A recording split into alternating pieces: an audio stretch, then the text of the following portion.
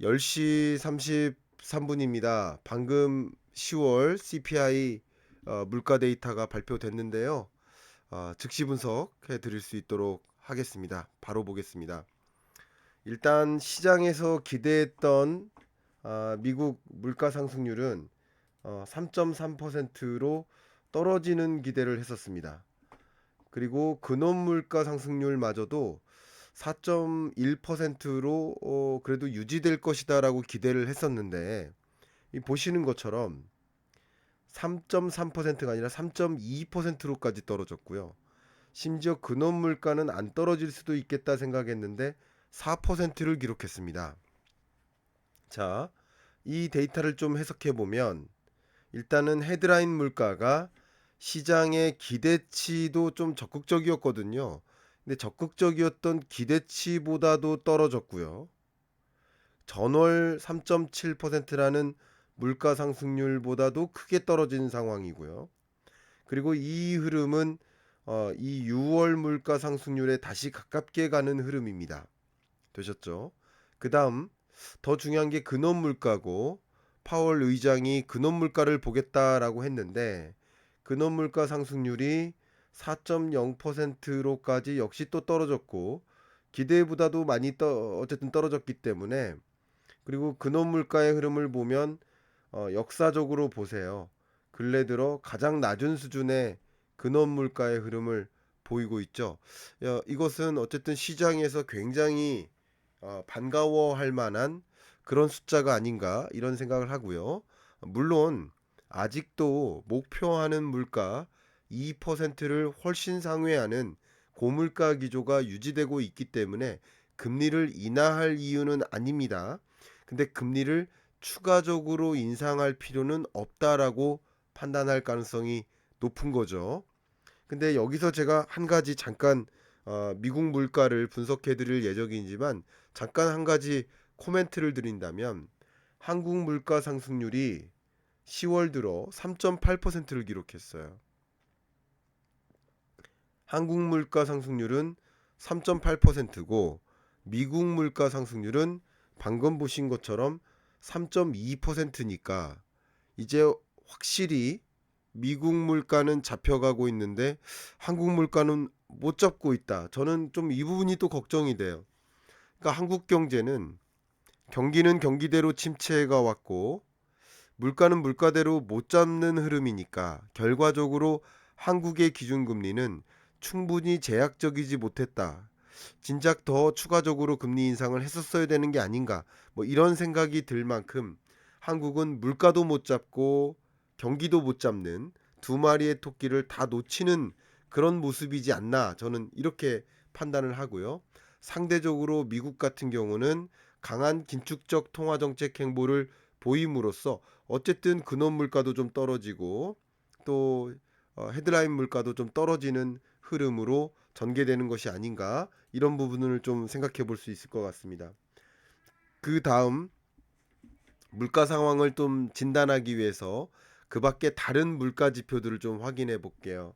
보시면 개인 소비 지출 물가 상승률 추이를 보시면 역시 PCE 기준으로도 물론 PCE는 9월 기준이지만 PCE 기준으로도 헤드라인 물가 상승률도 디스인플레이션 하향 안정화되는 흐름이고요. 근원 물가 기준으로도 3.7%까지 떨어져 줬으니까 뭐 저는 판단하기를 상당 부분 미국 물가 상승률이 안정화하는 그런 수순에 진입한 것이 아닌가 하는 생각을 갖고 있고요. 또 가장 불안했었던 중동 불안 이 문제도 현재로서는 확전되지 않고 그런 흐름을 좀 보이고 있다 보니 그래도 그런 부분에 대해서 그래도 조금 안심할 수 있는 네 그런 흐름이지 않을까 뭐 이런 종류의 생각도 해 봅니다. 그 다음 미국 물가의 흐름을 볼 때 또 한 가지 좀 지켜봐야 될 게 사실은 기대 인플레이션율인데요. 보시는 것처럼 기대 인플레이션율도 나름 올라가긴 했으나 이게 중동 불안에 대한 거죠. 중동 불안 때문에 국제 유가가 다시 올라가겠지 하는 기대감일 수 있지만 어쨌든 1년에 대한 기대 인플레이션, 2년에 대한 기대 인플레이션 둘 다 2%대에 맴돌고 있다. 지금 현재의 물가 흐름보다는 훨씬 낮은 수준에서 관리되고 있다. 이것은 어쨌든 미국의 기준금리가 충분히 제약적으로, 기준금리뿐만 아니라 시중금리까지 같이 작용해서 충분히 제약적으로 미국의 기대 인플레이션을 자극하는 그런 흐름이지 않을까, 이런 생각을 해봅니다. 어쨌든 오늘 발표된 CPI 데이터뿐만 아니라 미국 물가를 판단할 수 있는 다른 지표를 봐도 그래도 정점 찍고 떨어지는 모습이 좀 확연히 나타나는구나. 그러면 이런 것들은 이따가 또 설명드리겠습니다만, 시장에서는 굉장히 환호하는 순간이지 않을까, 먼저 이렇게 말씀을 드려보고, 추가적으로 어쨌든 지금 물가를 들여다보는 이유는 미국의 12월 FOMC 회의 때 기준금리를 인상할 것인가, 아니면 지지난번이죠. 왜냐면 지난번에도 동결했으니까, 지난번 마지막 기준금리 인상이 그게 라스트 댄스 맞을까 하는 것을 판단해 봐야 되잖아요. 그걸 판단하는 데 있어서 또 우리가 봐야 될 것은 바로 물가 안정 여부뿐만 아니라 경기 안정도 봐야 된다. 물가 안정뿐만 아니라 미국 경기가 안정화되는 흐름인가, 아니면 경기가 불안하게 전개되는가, 이런 것들을 지켜봐야 되겠죠. 근데 bad is good, good is bad. 그러니까 경기라는 것은 안 좋게 전개될 때 물가를 금리를 인상할 필요가 없고, 경기를 악화시켜야만 물가가 잡히는 거니까, 사실은 금리 인하 혹은 추가적인 인상이 없는, 금리 인상 끝났다 라스트 댄스, 이걸 기대하시는 분들로서는 미국 경기가 조금 더 악화되는 흐름이 나타나야 될 텐데, 그런 흐름을 예견할 수 있을지를 좀 한번 진단해 보겠습니다. 미국 경기 상황을 진단할 때 그 펀더멘탈, 경기 펀더멘탈을 볼 때는 그 무엇보다도 중요한 게 실업률이죠. 실업률이 지금 보시면 어쨌든 추세적으로는 올라가고 있어요. 그리고 23년 10월이니까 22년 10월 당시의 실업률과 비교해봐도, 전년 동월과 비교해봐도 월등히 높습니다. 그리고 뭐 물론 이 실업률은 여전히 완전 고용인 거 맞아요. 자, 비교해 드린다면 롱텀하게 봤을 때 3.9%의 실업률은 코로나19 이전 수준 정도밖에 안 돼요. 그러니까 여전히 미국 경기가 탄탄하다라는 것을 보여주고는 있어요. 그러나 추세적으로 실업률이 올라가는 현상은, 결과적으로 실업률이 더 추가적으로 올라갈 수 있겠구나. 자, 구체적인 이야기는 좀 오늘은 삼가도록 하겠습니다. 왜 그렇게 진단하는지는 또 말씀을 드리겠습니다만, 실업률이 추세적으로 올라가고 있다라고 진단을 결론적으로만 말씀을 드리겠습니다.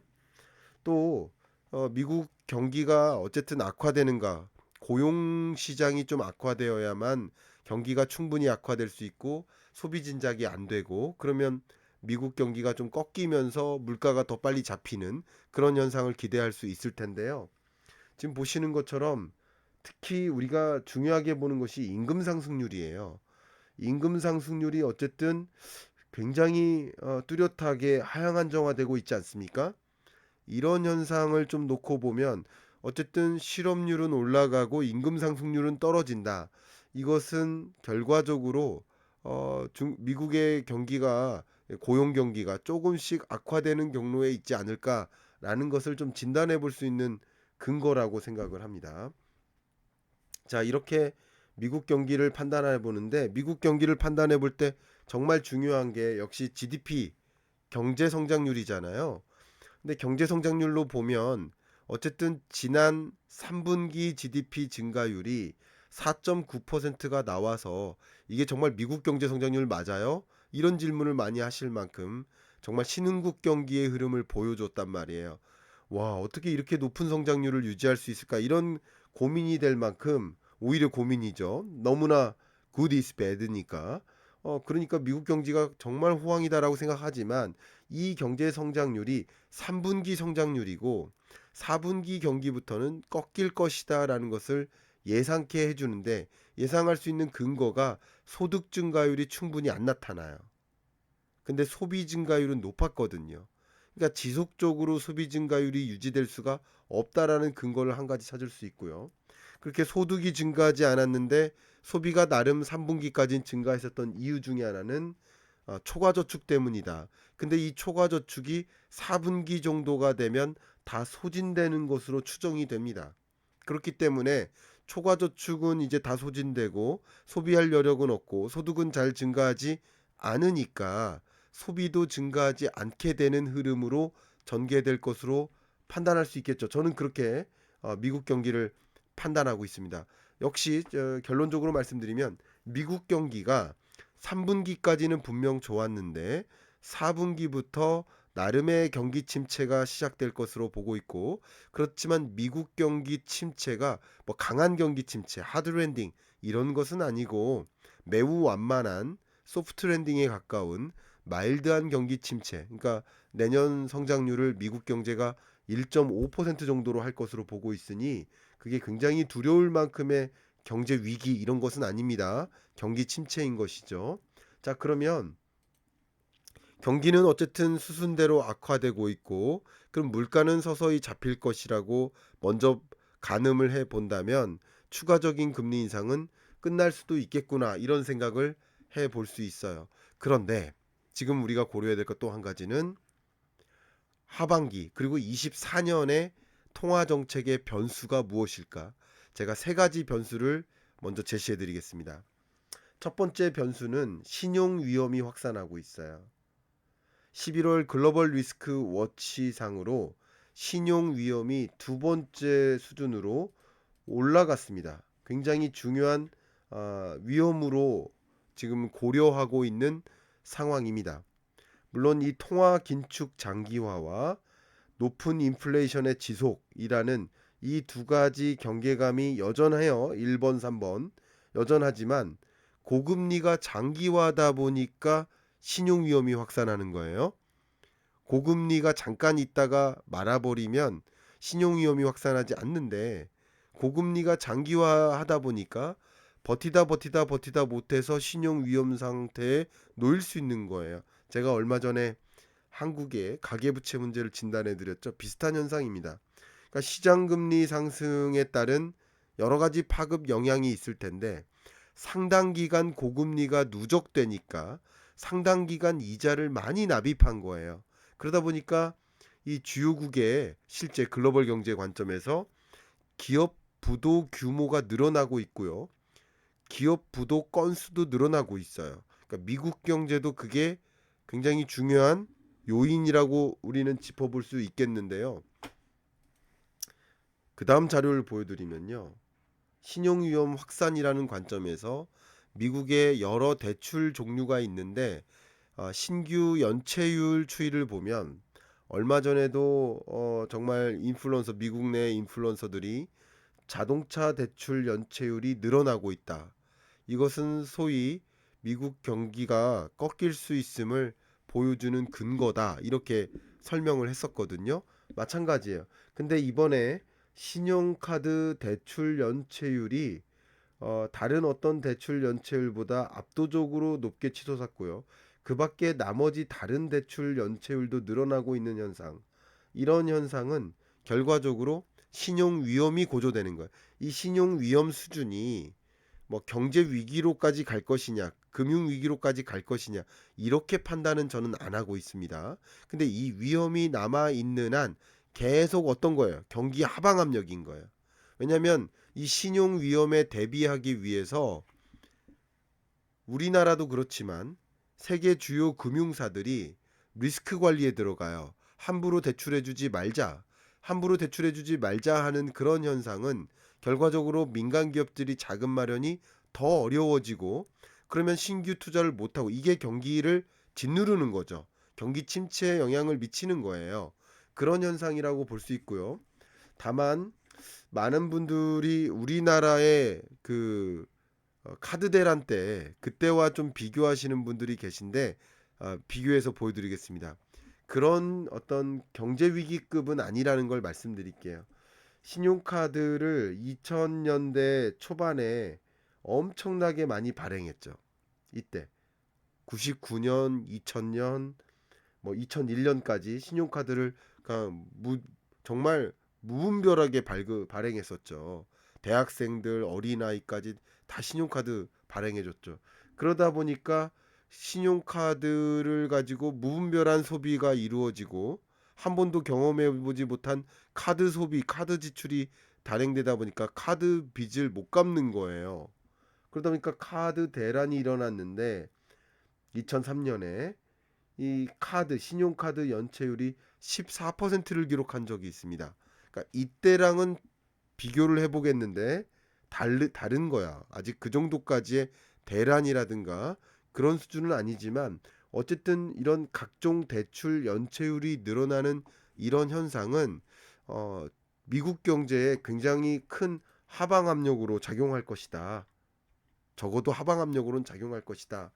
라는 것을 말씀드리고 결과적으로 이런 상황에서는 금리를 추가적으로 인상하기가 좀 부담이 되는 거죠. 부담스러운 어, 연체율의 모습이다. 이렇게 말씀을 드리겠습니다.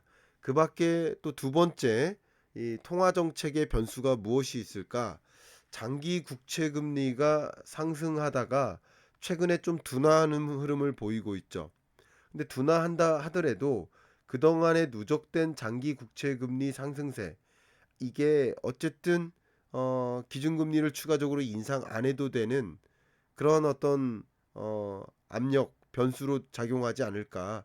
추가적인 금리 인상을 단행할 필요가 없게 만드는. 왜냐하면 기준금리를 인상해서 결과적으로 이 시중금리를 끌어올리는 것인데 시중금리가 기준금리 인상 없이도 알아서 올라갔기 때문에 왜 올라갔는지는 설명을 드린다면 이미 여러 번 말씀드렸습니다만 미국이 국채 발행량을 늘리면서 23년 3분기까지 어마어마하게 재정 적자를 부담해 나가면서 정부 부채를 쌓아가면서 국채 발행을 막 늘렸거든요.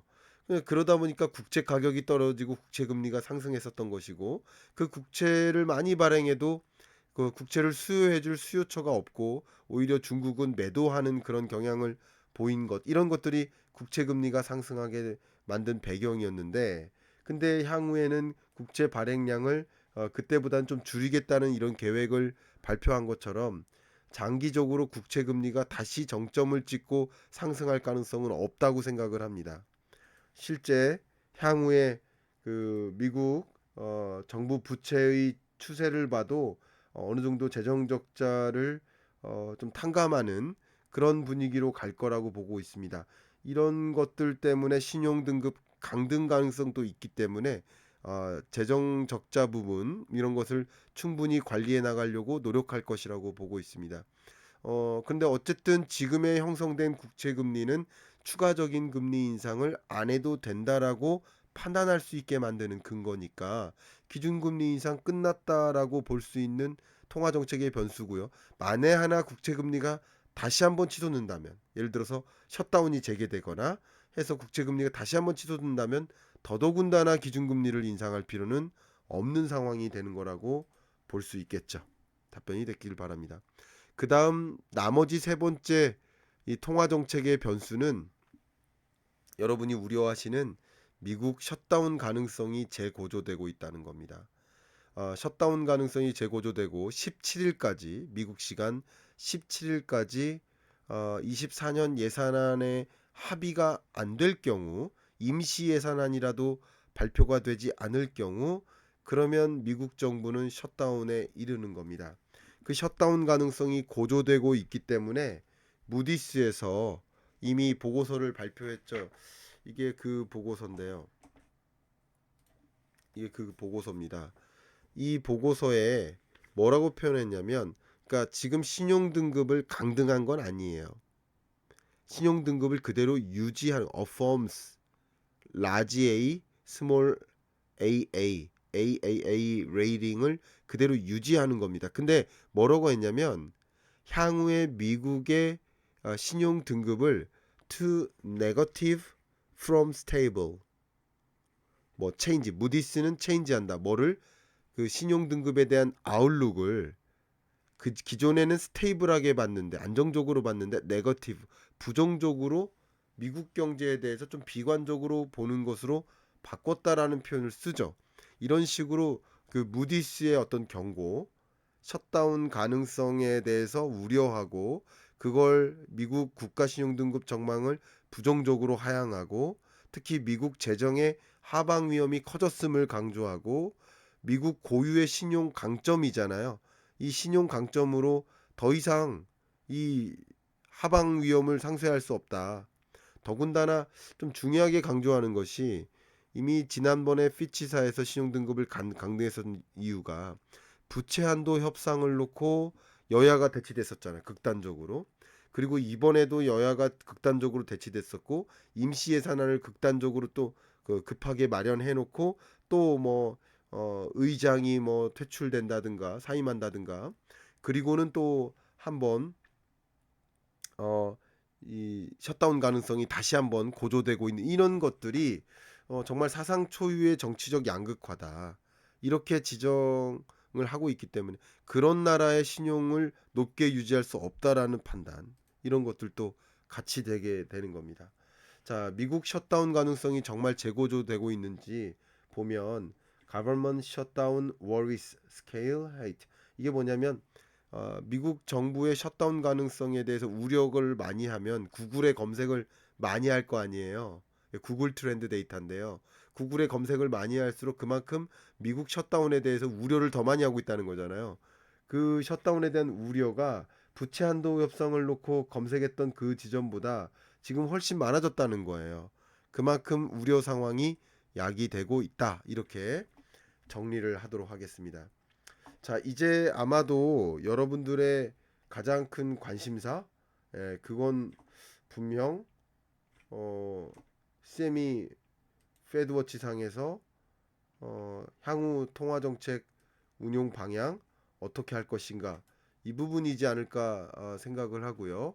그 부분을 좀 말씀을 드려보도록 하겠습니다.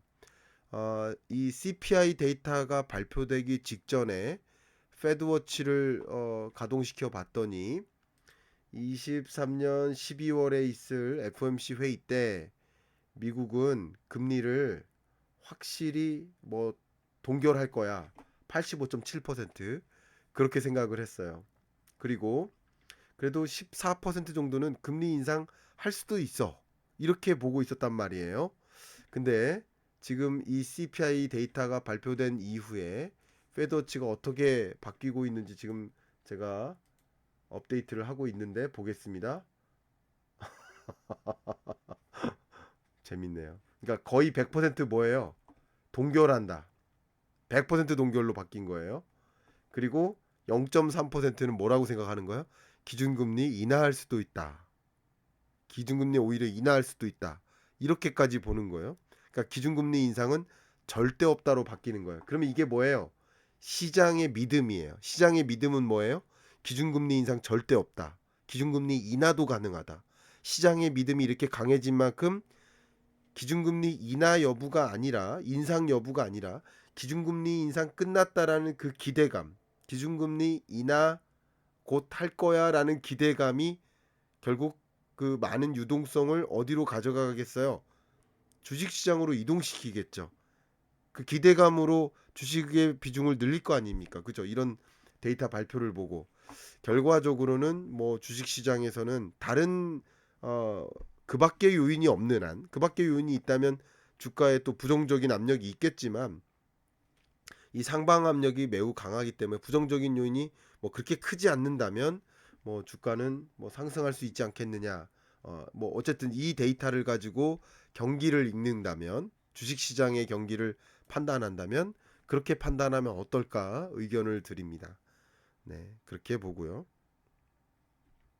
기준금리를 인상 안 한다는 것이 아니라 시장이 그렇게 생각할 것이라는 거죠. 기준금리 인상 안 할 거야. 끝났다라고 믿을 것이라는 거죠. 자, 마지막으로 코멘트를 좀 드린다면 한국은행은 그럼 어떻게 할 것인가? 한국은행은 미국이 기준금리를 인상하지 않는다라는 것은 기준금리를 인상할 필요가 하나 더 줄어든 거예요. 그래서 기준금리를 역시 11월 통화정책 방향 결정회의가 있겠지만 미리 말씀드리면 뭐 동결 이렇게 생각해도 되지 않을까 그런 의견을 드립니다. 한국은행은 어쨌든 미국이 오늘 CPI가 또 급등해 가지고 기준금리 인상 가능성이 더 고조되면 한국은행의 기준금리 인상의 필요성이 더 하나라도 커졌다고 볼 수 있겠지만 현재로서는 더 줄었다 이렇게 볼 수 있겠습니다. 향후 통화정책 스케줄을 보셔도 11월 30일자 우리 한국은행의 통화정책 방향 결정회의가 있고, 저는 이때 역시 즉시 분석으로 여러분께 설명드리겠습니다만 동결할 가능성이 지배적으로 높아진 것이고요.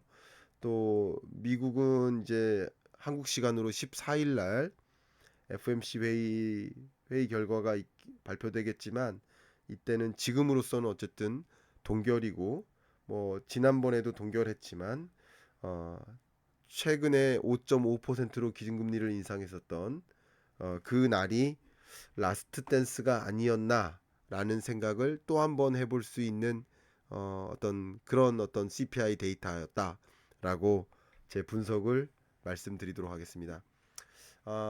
녹화는 여기서 마무리하도록 하겠고, 여러분과 이 라이브 방송은 계속 할 텐데요. 녹화를 위해서 이 말씀 드린다면 스태그플레이션 2024년 경제전망, 이 책에서도 물론 23년 전망에서도 23년까지는 기준금리 인하 절대 없다. 근데 2024년에는 있을 가능성이 있다. 언제 있고, 그러면 기대 심리는 언제쯤 기준금리 인하에 대한 기대 심리가 고조될 것인지, 그러면 그런 지점에는 우리는 포트폴리오를 구성을 바꿔야 되거든요. 시대가 전환되면 포트폴리오 구성을 바꿔야 되거든요. 그렇게 대응을 하셔야 된다라는 말씀을 강조해 드리고 있는데, 절대 자산 시장, 자본 시장의 움직임이 실물 경제의 움직임과 같이 돌아가는 것이 아니라는 것을 전제로 깔고, 금리의 향방, 그리고 통화정책 기조의 전환, 그리고 시대적 전환, 이것에 따라서 포트폴리오를 어떻게 바꿔야 될지를 좀 고민하신다면 추천드리고 싶습니다. 네, 이상으로 녹화는 마무리하고요. 이제 라이브를 계속 진행하면서 질의응답 받도록 하겠습니다. 감사합니다.